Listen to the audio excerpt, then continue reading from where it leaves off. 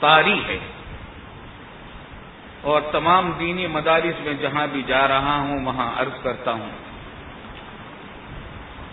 اور یہ اجتماع بھی بہت سارے حضرات اساتذہ کرام اس اجتماع میں موجود ہیں، مدارس کے، دینی مدارس کے، اور وہاں کے محتمم حضرات بھی ہیں، جلیل القدر علماء کرام بھی ہیں۔ اس واسطے یہاں بھی وہ بات کہنے کو جی چاہتا ہے۔ اور ابھی جب میں آ رہا تھا تو سمجھ میں نہیں آ رہا تھا کیا عرض کروں، اللہ والوں کی مجلس ہے، ان قصے میں کیا عرض کروں، سمجھ میں نہیں آ رہا تھا۔ ایسے موقع پر مرشد کام دیتا ہے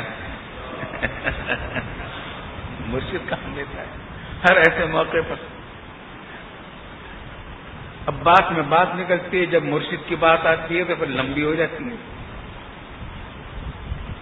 حضرت نے ہم دونوں بھائیوں کو جب بیعت کر لیا اور والد صاحب جب تک حیات رہے تو مجلس سے ہم آیا کرتے تھے، مگر وہ یہ محسوس کرتے تھے کہ والد صاحب حیات ہیں تو زیادہ ہماری طرف یعنی پابندیاں ہم پر نہیں بڑھائیں، اور مجلس میں حاضر ہوتے تھے۔ والد صاحب رحمۃ اللہ علیہ کا جب انتقال ہو گیا تو پھر اب رفتہ رفتہ کارروائی شروع ہوئی مگر ہمارے حضرت ڈاکٹر صاحب رحمۃ اللہ علیہ کی کارروائی بڑی دل نواز ہوتی تھی، شفقت و محبت میں ڈوبی ہوتی تھی اور حکمت میں۔ مجلس میں تھے، ایک دن مجلس کے بعد فرمانے لگے، پیر کو مجلس خاص طور سے ہمارے لیے منعقد فرمانی شروع کی تھی پیر کو، اور پھر دوسرے حضرات علماء کرام بھی آنے لگے تھے، تو مجلس ختم ہو گئی مغرب تک۔ اس کے بعد فرمانے، بھائی مولوی رفیع اور ہم دونوں بھائی تھے، بھائی آپ لوگ جلسوں میں نہ جائیں۔ ہم نے ٹھیک ہے جلسوں میں نہ جائیں، بھائی آپ لوگ تقریر نہ کیا کریں۔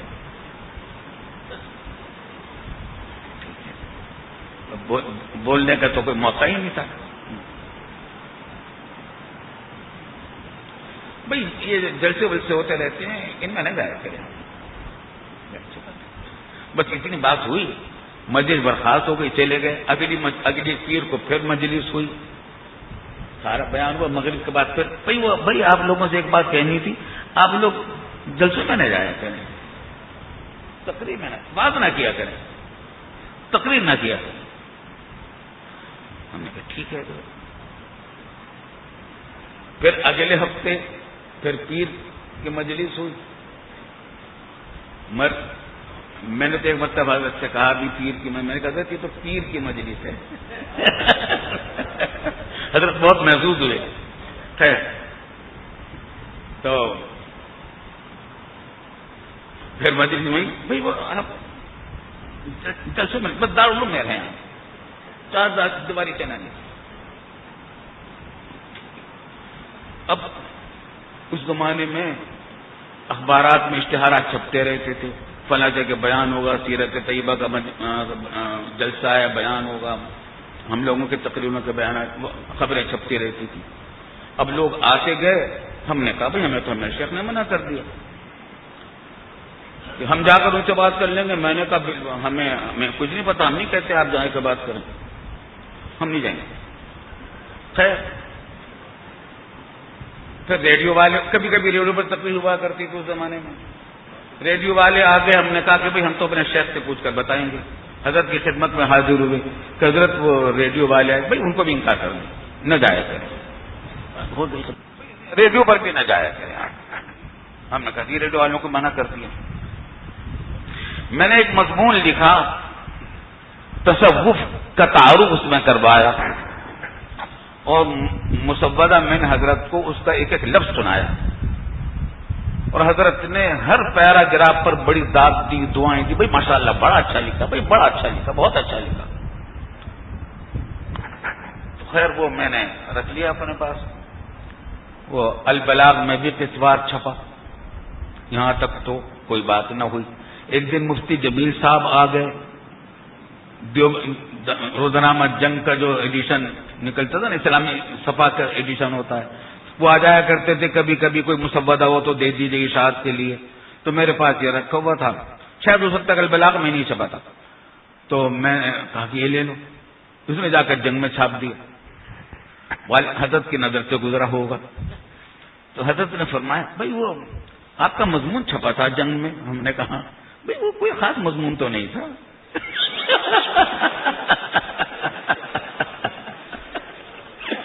کہا تو اس کی اتنی تعریفیں اور دعائیں دی، کوئی خاص مضمون تو نہیں، تو بھائی اخبار میں بھی نہ دیا کریں، اخبار میں بھی نہ دیا کریں۔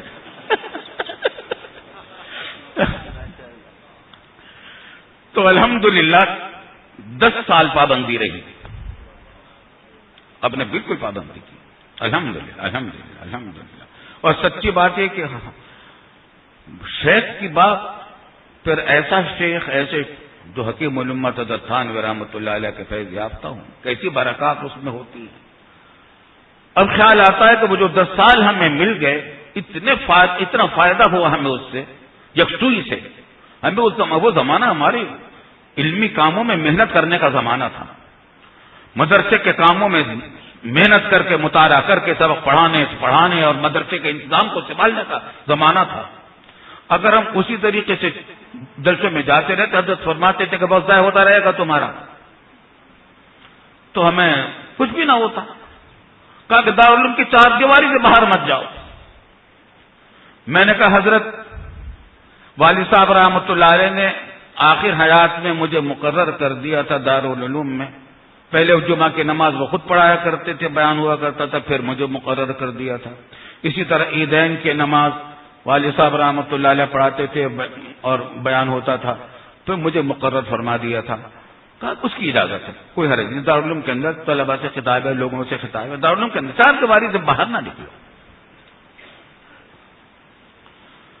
تو الحمدللہ ایک دن، اچھا ہمیں کبھی پوچھنے کی تو ضرورت ہی کیا ہوتی کہ حضرت فائدہ کیا ہے اس میں، مصلحت کیا ہے؟ حضرت نے بھی کبھی کوئی مصلحت نہیں بتائی کوئی خاص، اور پابندی ہم نے الحمدللہ شروع کر دی۔ ایک دن مغرب کے بعد جب مجلس ختم ہو گئی تو ہم دونوں بھائیوں سے کہا ذرا ٹھہر جائیں، اندر تشریف لے گئے اور اتنے سارے خط لے کر آئے، اور یہ سارے خط شیخ الحدیث حضرت مولانا محمد زکریا صاحب سہارنپوری رحمۃ اللہ علیہ، کاندلوی رحمۃ اللہ علیہ کے تھے، حضرت کے پاس آئے تھے۔ دیکھیے بزرگوں کی باتیں، کیا مقام ہے ان بزرگوں کا جن کے نام لیوا ہم ہیں۔ فرمایا کہ شیخ الحدیث صاحب کے یہ خط ہیں، یہ سارے خط آپ دونوں بھائیوں کے بارے میں ہیں۔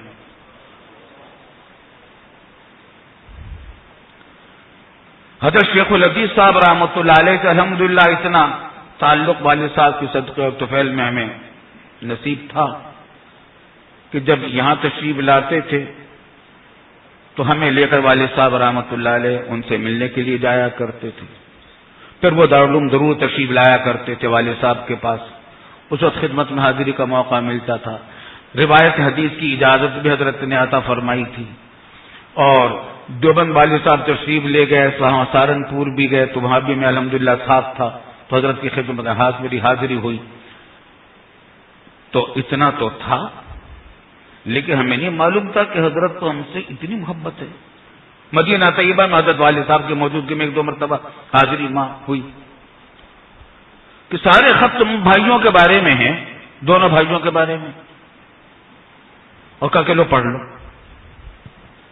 وہ جو ہم نے پڑھا جلدی جلدی میں کچھ تو سارے کا مضمون تقریباً ایک تھا، ملتا جلتا، وہ یہ کہ مجھے بڑی خوشی ہے اور بڑا اطمینان ہے کہ الحمدللہ یہ دونوں صاحبزادے آپ کی تربیت میں ہیں، آپ کی خدمت میں ہیں، بس میری درخواست یہ ہے کہ ان کی طرف خصوصی توجہ فرمائیے گا۔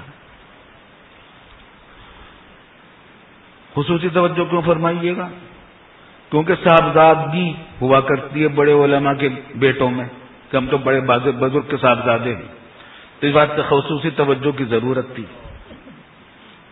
فرمایا آگے کہ ان کی طرف خصوصی توجہ فرمائیے گا، مجھے ان کے بارے میں کبر کا اندیشہ ہے، کبر کا خوف ہے کہ کہیں ان کے دل میں کبر اور بڑائی نہ پیدا ہو جائے۔ اس پر خصوصی توجہ فرمائیے گا، کیونکہ صاحبزادوں کے اندر کبر پیدا ہو جاتا ہے۔ بڑے کسی بڑی شخصیت کا بیٹے ہیں، بھائی ہم فلاں کے بیٹے ہیں، فرمانے لگے کہ میں نے آپ پر جو یہ پابندی لگائی ہے اس وجہ سے لگائی ہے، ابھی آپ ناپختہ ہیں، ابھی آپ کو بلوغ نہیں ہوا۔ میری عمر 41واں سال تھا، 4 بچے تھے، دارالعلوم کا محتمم بنا رکھا تھا حضرت ہی نے، والد صاحب نے، پھر حضرت ڈاکٹر صاحب نے بنا رکھا تھا، اور دور حدیث کی کتابیں پڑھاتا تھا، تمام درس نظامی کی تقریباً ساری کتابیں پڑھا چکا تھا۔ فرمایا کہ ابھی آپ کو بلوغ نہیں ہوا۔ خدا نہ خواستہ، خدا نہ خواستہ، یہ سننے کی بات ہے، یاد رکھنے کی بات ہے۔ فرمایا خدا نہ خواستہ، خدا نہ خواستہ آپ کو شہرت کا اگر شوق ہو گیا، ساری محنت بیکار چلی جائے گی، ساری محنت بیکار چلی جائے گی۔ اگر شہرت کا شوق ہو گیا، ساری محنت بیکار چلی جائے گی۔ میں نے اس بات سے آپ کو پابندی لگائی ہے، اور جب یہ بلوغ ہوگا پھر آپ کسی کے روکے سے نہیں رکیں گے حق بات کہنے میں انشاءاللہ۔ تو ان بزرگوں کی باتیں ہیں۔ پھر تقریباً 10 سال گزر گئے تو شیخ الحدیث فیصل آباد کا بہت بڑا مدرسہ ہے، شیخ الحدیث مولانا نذیر احمد صاحب رحمۃ اللہ علیہ کا جامعہ امدادیہ، بہت اچھا مدرسہ ہے ماشاءاللہ۔ ان کا تعلق بھی اگر ڈاکٹر صاحب رحمۃ اللہ علیہ سے تھا اصلاحی، اور ان کو معلوم تھا کہ ہم پر پابندیاں ہیں۔ انہوں نے مجھے فون کیا کہ بھئی اب کہ دیکھیے اب ہمارے ہاں یہ اجتماع فلاں ہو رہا ہے، آپ ضرور آ جائیں۔ میں نے کہا آپ کو تو معلوم ہے حضرت نے ممانعت کر رکھی ہے۔ فرمایا کہ حضرت سے میں بات کر لوں۔ میں نے کہا آپ جانیں میں نہیں کہتا آپ سے کہ بات کریں، نہ میرا حوالہ آپ نہ دیں، اپنے طور پر بات کرنا چاہیں تو کر لیں۔ تو بات کی ہوگی، جب پیر کو حاضری ہوئی، مجلس ختم ہو گئی مغرب کے بعد، بھائی مولوی رفیع ایسے پیار سے فرمایا کرتے ہیں، مولوی رفیع، آج تک یاد آتا ہے وہ لہجہ، مولوی رفیع، بھائی وہ اپنے آدمی چلے جائیں وہاں، اپنے آدمی چلے جائیں وہاں۔ اتنا پیارا انداز تھا، ایسا دل نواز تھا۔ حقیقت یہ ہے کہ ہم شکریہ ادا نہیں کر سکتے، کس زبان سے شکر ادا کریں اس نعمت کا، کیسے بزرگ اللہ تعالیٰ نے کیسے بزرگوں سے تعلق قائم فرمایا۔ فرمایا بھائی وہ چلے جائیں، وہاں اپنے آدمی ہیں۔ تو میں نے کہا اچھی بات ہے۔ اچھا بھائی دیکھو، پھر ابھی 1 ہفتہ تھا، اگلے مجلس میں پھر حاضری ہوئی۔ پھر بھائی دیکھو ایسا کرنا، سفر میں جانے سے پہلے 2 رکعتیں صلاۃ السفر کی پڑھ لینا، اور جو کوئی فلاں دعائیں ہیں یہ پڑھ لینا، یہ سب۔ اور دیکھو ایک بات اور، دیکھو فرمائشی تقریریں کبھی نہ کرنا، فرمائشی تقریریں کبھی نہ کرنا، اور رسمی تقریریں بھی کبھی نہ کرنا۔ سوال پیدا ہوا پر کیا کرے؟ فرمائشی تقریریں کبھی نہ کرنا اور رسمی تقریریں کبھی نہ کرنا۔ تو خود ہی فرمایا جہاں جاؤ یہ دیکھو زخم کہاں ہے، وہاں مرہم لگاؤ، وہاں مرہم لگاؤ۔